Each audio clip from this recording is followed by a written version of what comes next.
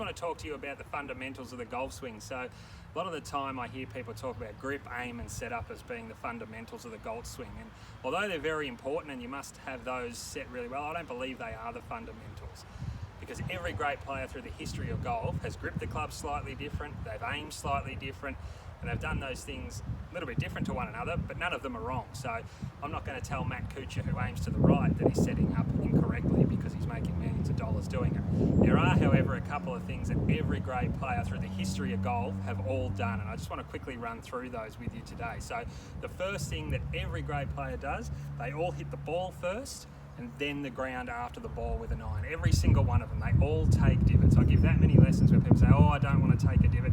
To be a good golfer, you must compress that ball and take a divot. And the way we do that is having some forward momentum into the shot, so feeling that your weight and body are moving forward. Number two is every great player's backswing, so the club head is wider on the backswing and then it narrows on the way down. Not one good golfer has a narrow backswing and then a wide downswing, because that's casting the club.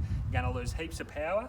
You're also going to hit that ball, that ground behind the ball. So we want to make sure our backswing is wider and the downswing narrows. To help that, the third one is to make sure there's some lateral movement into the ball with your lower body. So what I want to see, where my left hip is there at setup, by impact I want to get my belt buckle over to there. So I'm actually moving forward. That's going to help me do those first 2 points that I said.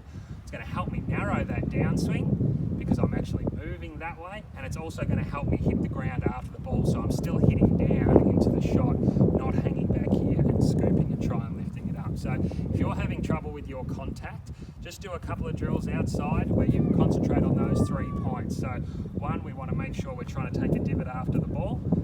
Two, we're going to get wide, and then we're going to narrow with some forward movement and then take that divot after the shot.